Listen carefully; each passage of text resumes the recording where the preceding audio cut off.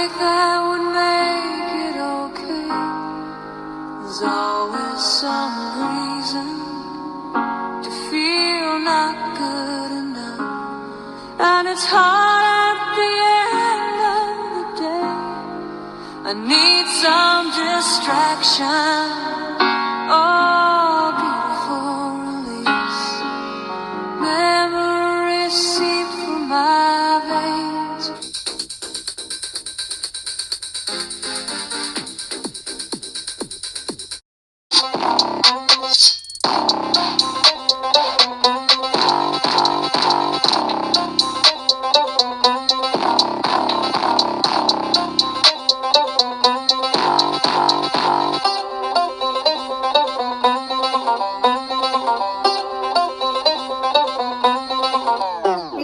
So this is actually my friend Claire Jackson. I have known her for a really long time, and I was like, hey, I'm going to ask you some fun questions about yourself at the beginning. And one of my favorite things about Claire is how honest she is about who she is.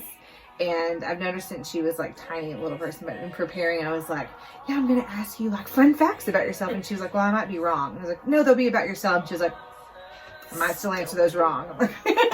Which I think is really funny.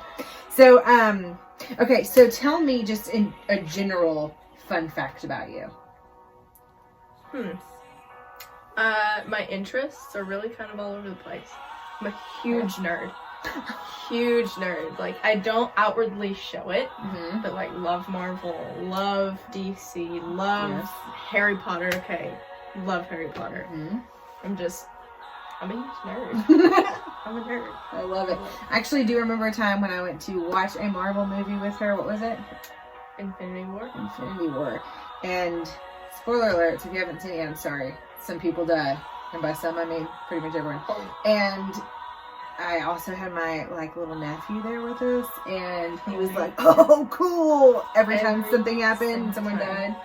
And Claire was like, like her best friends were dying. I remember. I had this hand in a fist right here, and I'd cover my mouth because I knew if I didn't cover my mouth, I'd be like. That is what it sounded like, though. She's not exaggerating, for real. It was bad. It was bad. It was crazy. Okay, so tell me your favorite pizza topping. Pizza topping, spinach and tomato. Okay. Favorite pizza is Alfredo sauce, cheese, spinach, tomato. That's a choice. Okay, then. That is my favorite pizza. Great. Your favorite ice cream flavor. What's your favorite ice cream flavor? Salted caramel truffle. Wow, that's bougie. That's a fancy we got it at Brahms one day. What? It was at Brahms. It's in a Brahms little thing. Mine's peppermint. I'm like, I know. My mom says it's like frozen mouthwash. Well, for the longest time, I was always like, it's vanilla. And then I'm like, let's actually try some good ice cream. And so what's it? What is it? Salted caramel truffle. Salted caramel truffle. Wow. It's vanilla bean with salted caramel in it, and they put truffle chunks. Oh my gosh. Okay, it's that so is good. some fancy ice cream right there. Really good. Okay, so I have known you for a long time, like I said. And I've watched you actually go from, like the awkward years of middle school, and I thought you were like super awkward. Everyone's awkward in middle school, though, right? Everyone. Like, you don't get past it. I have a sister in middle school, and I remember going through the phases. It's just awkward. Middle school is just weird, right? But then I got to watch you step into high school and, like, turn to this beautiful young woman you are. You're a junior now. She's a wildlife leader, so that means she's in Young Life, but she's now a leader for wildlife, pouring into middle school students, which is so cool. I love that. But I mean, you went through some hard stuff through all those times, and now we're in the middle of a pandemic, which is like a whole nother hard season. So much harder. I can't imagine being new and not really knowing anyone there. Oh, yeah. Trying to make new friends, and they're like, I don't know you, and they kind of just don't want to get to know you because it's difficult. It is. It's hard. And I can't imagine the like emotional toll some kids go So through. how are you handling that? Like, where you've been, what you've gone through, and like for right now, kind of like that. Well, growing up, 5th grade through freshman year was super hard for me, and 5th grade, 6th grade, and 7th grade were really, really hard because I tried so much just to fit in with other people and to be what they told me to be, because if I wasn't, I was a loser, I wasn't cool, and it was really difficult. It took a major emotional toll on me, and it wasn't until I got plugged into wildlife that really brought me out. I remember the first trip we took to New Braunfels, and it was just a weekend trip, but I remember distinctly the second night we were having our club time, our club talk, and he said, I want each and every one of you to go find a place right now in this camp, and you sit by yourself and you listen. Yeah. And I remember I went and I found this big boulder, and I just sat there. It was so cold. And I was in shorts and a t-shirt. Very typical. I'm sure for middle you had school like me. a really smart leader that was like, wear a jacket, guys. Oh, like, definitely. yeah. And I just didn't listen. Because I was in middle school, take in mind. fair. I was still trying to be like, oh, this is what the cool kids wear. But I remember sitting there and I'm just like, this is where I want to be. Mm-hmm. And it was from that moment forth, going through wildlife and young life, that it really showed me that he loves you no matter what. And he cares, and he will always be there for you no matter what you decide. And it really allowed me to just find myself through him. Yeah. And I cannot be more grateful for that experience to have. It's so sweet when the Lord speaks to us in those moments, and like we encounter him in places it's like crazy and just cool stories. No, you were around here. Yeah.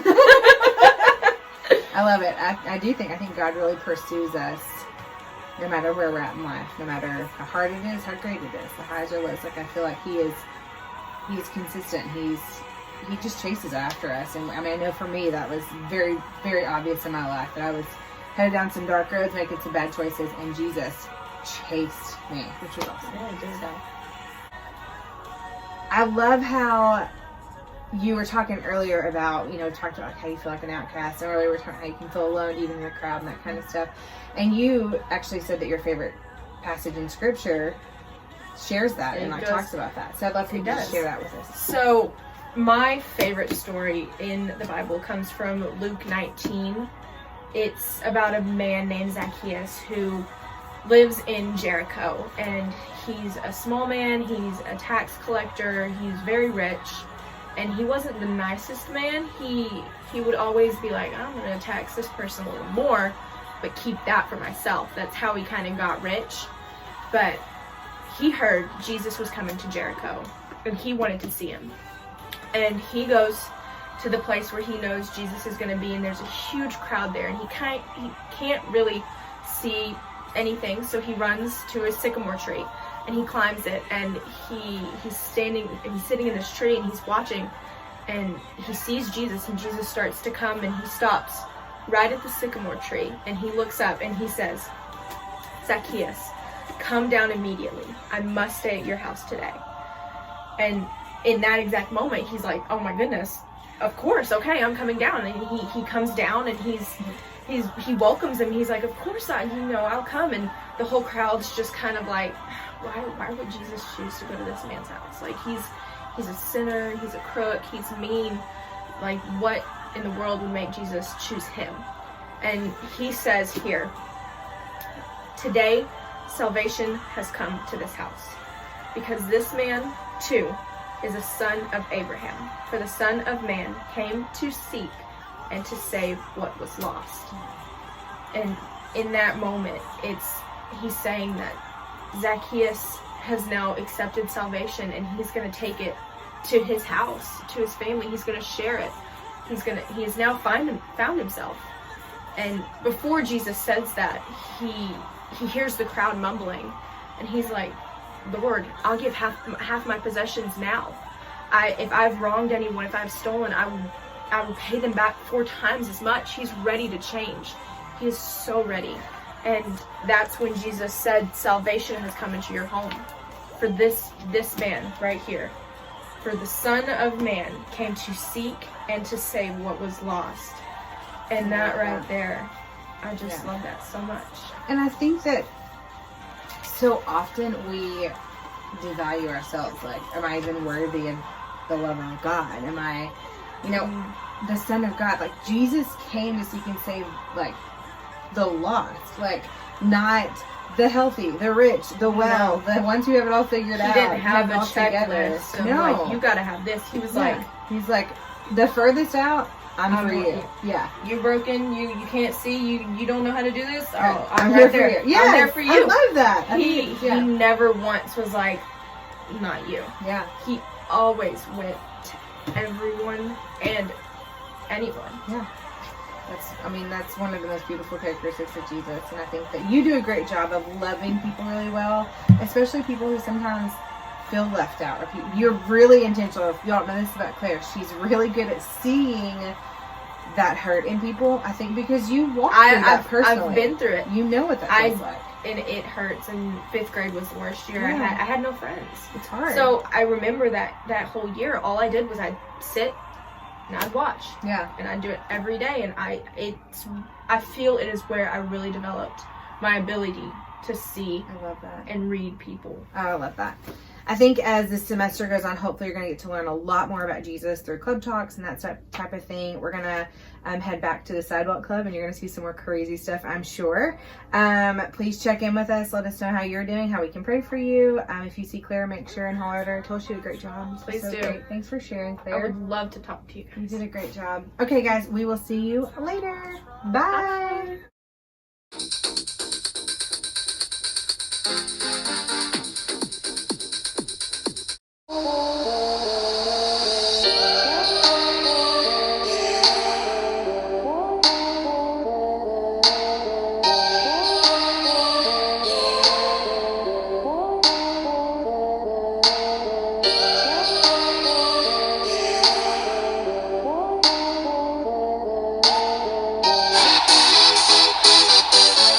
Y'all ready for this?